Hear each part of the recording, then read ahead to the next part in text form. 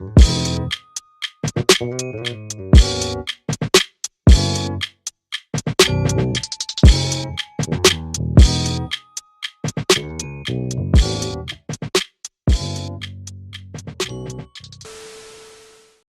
right now, let me go on and set the stage because, baby, the Congress is not playing with this chick. The AG in here looking like a white chick on Clueless. She thought it was just another day on the job, sitting at the hearing like an airhead. Man, I had to grab some popcorn because apparently the AG was not prepared for the questions of the Congress. Buckle up because, honey, Congress was cooking like they were at the family barbecue and not for the shenanigans. That man works for you now, right? Who was that, Congressman? The man in that video, the one who was in the police-worn body cam footage, the one allegedly yelling, "Kill him," at police officers on January 6th, his name is Jared Wise. He does work for us. He works for you at the Department of Justice. He does. This is an individual whom a federal grand jury indicted for 2 felonies and 4 misdemeanors related to his participation in the attack on January 6th. One of those charges was forcibly assaulting, resisting, opposing, impeding, intimidating, and interfering with police with the intent to commit another felony. This is who you choose as the Chief Law Enforcement Officer of the United States of America to hire at the Department of Justice. Someone on video yelling, "Kill him," at police officers, right? I believe he was pardoned by President Trump. Oh, he was pardoned. You're right. You're right. Pardoned by President Trump for his offense. Pardoned for yelling, "Kill him," at police officers. And yet you expect hardworking police officers across the country to believe that you take law enforcement seriously. You could imagine the reaction of so many folks across the country hearing the Chief Law Enforcement Officer of the United States refuse to even condemn what that individual whom you've now hired did. But in any event, let's talk a little bit about some of the other divisions within the Department of Justice and what's happened over the last year. Oh, here we go. You're familiar with the Public Integrity section of the DOJ's criminal division. I think it's referred to as PIN. Is that right? Yes. Okay. Do you know which presidential administration under which the PIN was first created? I can tell you what administration that the weaponization was ended under. I'll reclaim my time. This wasn't a trick question. You don't get to Madam Attorney reclaim General. your time. Madam Attorney General. Because I don't like Mr. Chairman, will you explain to the witness that he does reclaim his time? Because I don't answer a question to your satisfaction. Mr. Chairman. Madam Attorney General, the time belongs to the gentleman from Colorado. The president under which PIN was created was Gerald Ford. It was created after Watergate. I'm not asking a question, Madam Attorney General. The administration under which it was created was Gerald Ford. When you first started as the Attorney General of the United States, there were 35 people working in that office. There are now 2 people working in that office because you have gutted it. How many people work for the National Cryptocurrency Enforcement Team in the criminal division today? It's been a waste of time for me, folks. I'll be honest with you. Been a total waste of time.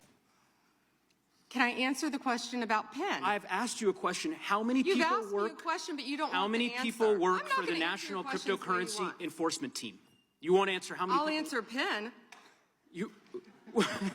PIN will not be you know what? weaponized. You know what? What's Madam funny Attorney about General, this? I'll say to the chairman. What's funny about this? Chairman, you know what the answer is? And I think I What's understand why funny the about Attorney General this? does not want to answer the question. Because you eliminated the National Cryptocurrency Enforcement Team last year. So I understand why you don't want to tell the American people who works there. Yeah, I no one understand works why there you don't want to anymore, talk about Madam Mohammed Attorney Solomon General. in So, your district. In any event, who I would murdered people. Mr. Chairman, will you stop the clock so his time is not wasted by I've the been witness? very generous with allowing extra time when we have these little disputes. I understand. You got the time, Mr. Magoo's. I might as well ask the chairman these questions. I'd be happy because to answer what some is of your fun- questions. What's profound, the questions I've Profound? asked, The crime in your I've district. asked, Mr. Chairman, are not trick questions. They're not gotcha questions. They're actually basic questions about how the Department of Justice functions and the unwillingness of this Attorney General to answer them in good faith. When a member of Congress asks, How many people work at the National Cryptocurrency Enforcement Team and the Attorney General refuses to answer it? It is not a coincidence. It's because she eliminated the team. Why? Because her boss, the President of the United States, is making money hand over fist, $1.4 billion over the course of the last year through cryptocurrency holdings. I think what is happening at the Department of Justice is a disgrace, Mr. Chairman, and I would urge you to gain control of this hearing. With that, I yield back the balance of my time. Yeah. Tell me how you define white identity and what you think is being erased about white identity. Certain types of Anglo-derived culture that comes from our history. Like what? Let me think about this. You know, Senator, I would say if you were to look at the book by one of your former Senate colleagues, Born Fighting, about the sort of Scotch-Irish military culture and certain, you know, pride that went with that, that would be one example. Obviously, you could have sub-elements of that culture. You could have Italians, you could have Irish, and those are in many ways more Yeah, but you're worried about white culture. You're not worried about, you're now retreating to ethnic identity. You don't speak about ethnic identity. You speak about white identity. So tell me the values that stitch together white identity and that make it different than black identity. I would say that the white church is very different than the black church in terms of its tone and style on average. Foodways could often be different. And those music could be different. And those are being erased. Music could be different. Well, if you look at the Super Bowl halftime show, which was not in English this year. So our ability to access white churches or white food or white music is being erased? I am concerned with the majority common American culture that we had for some time that through particularly mass immigration, I think has become much more balkanized, and I think that weakens us. And again, I'm not running away from that comment. I'm not apologizing for it. Well, I'm way over my time. I think you're struggling to answer this question, right? Because underlying your beliefs is a sentiment that white culture is just simply better. Really quickly of my colleague, Becca Balint, if she will answer, right or wrong, raping children? Wrong. Right or wrong, killing random citizens? Definitely wrong. Right or wrong, enriching yourself as the sitting president of the United States? Definitely wrong. Okay, thank you, because I probably never would have got that with our witness. Our witness who somehow is a lawyer but does not understand how it works with witnesses. I'm not really sure what law school she went to and what all kind of cases she tried, but typically when you come into a space and somebody's a witness, then they sit there and they answer questions instead of asking questions. And then we also have this objection that we use as lawyers called non-responsive when a witness fails to actually answer the question. But nevertheless, let me address the survivors, because that's exactly who they are. They are not victims, they are survivors. Let me say thank you for having more courage and moral clarity in your pinky fingers than the entire Department of Justice. We are currently the laughing stock of the world, partially because of the failed leadership within the DOJ, as we see kings and queens falling everywhere around the world. But we don't know the basics of right and wrong in this country, because it's not about partisanship.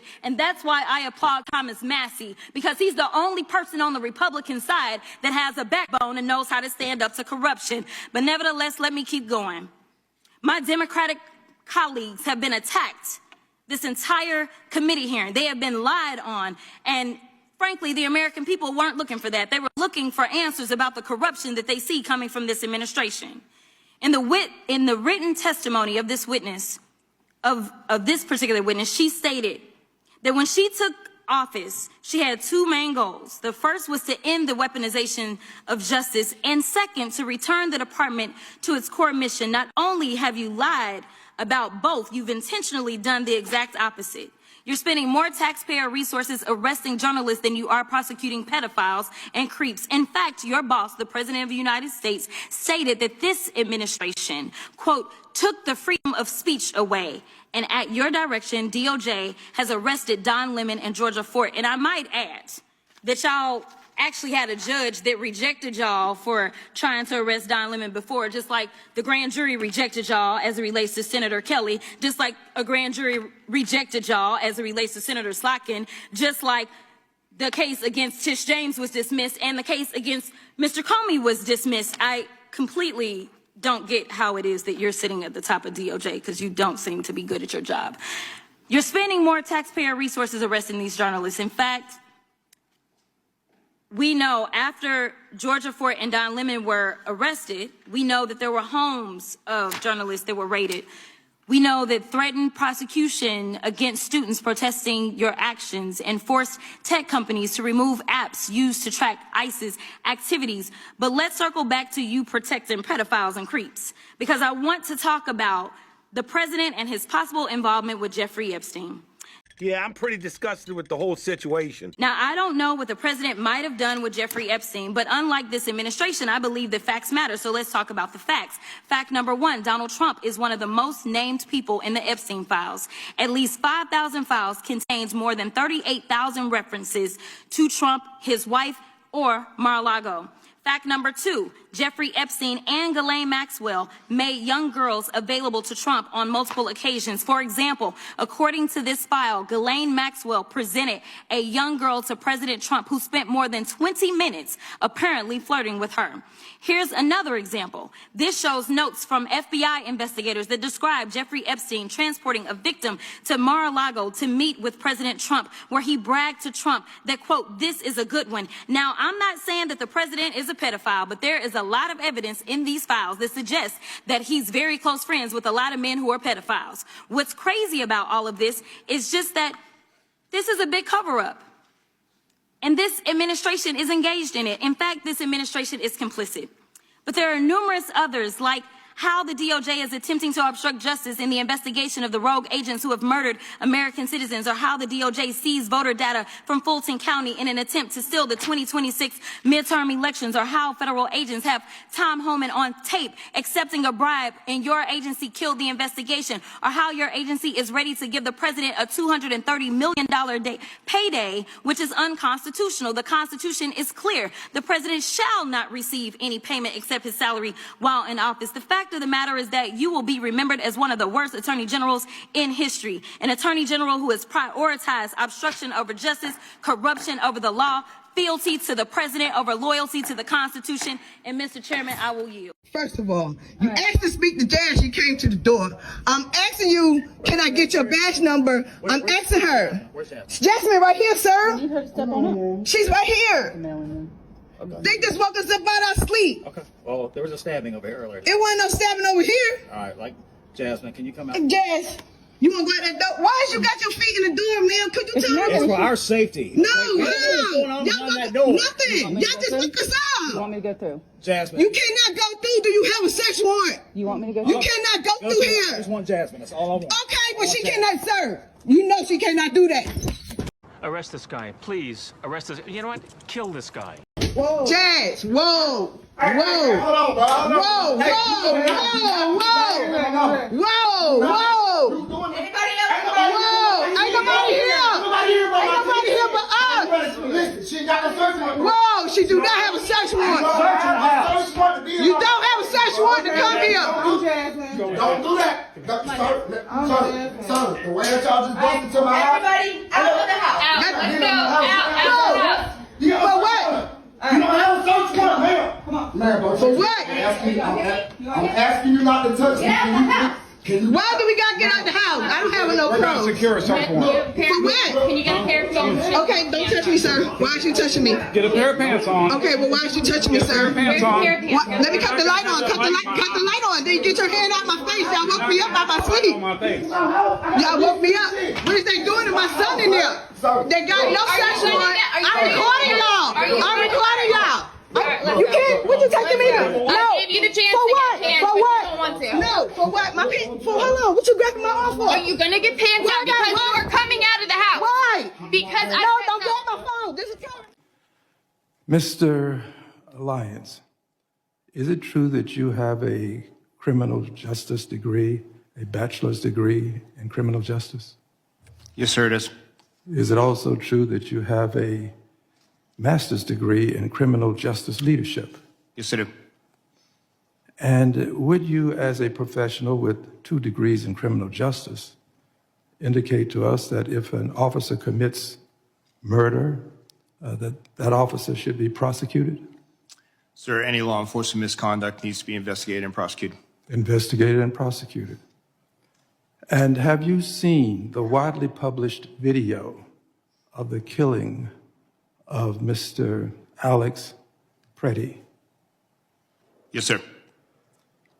And, sir, my assumption is that if I ask you whether this was an injustice, you would say you cannot comment because of an ongoing investigation. Is that a fair statement? Yes, sir. And what is the rationale for not responding to an ongoing investigation? Sir, I don't want to impede or prejudice the investigation. No, not this one. Oh. Any, as in your profession now, but any investigation. What's the rationale? Not this one, any. Same for any investigation, sir. I don't want to. You would not want to. I don't want to bias or put my finger on the scale of any investigation. You not. What's the rationale for your not testifying about it? Is my question. I don't understand your question, sir. What does the law say? What is the rationale? What harm would it do if you testified? Because I don't have the full facts of the case yet, sir. Exactly. That's what I expected you to say. You don't have the full facts. Thank you. That's stupid. Use your common sense. And I assume you would agree with this, Mr. Scott. Is this true? Yes, sir. And Mr. Edlow, you would agree? I assume so. I'm not a professional in law enforcement. Well, but you're a professional person with a degree of intellect such that you can comment on whether or not. Well, I certainly would not comment on anything. Not a specific case. We're talking about now any case. Would you agree that it would cause harm for you to testify before there's an investigation? Certainly without having all the facts. All right. Surely you would agree. Which brings us to Secretary Noem. Secretary Noem accused Mr. Pretty of brandishing a firearm while wishing to inflict harm on the officers. Secretary Noem. Same rules that apply to you apply to Secretary Noem. Accused this gentleman, Mr. Pretty, of brandishing a firearm.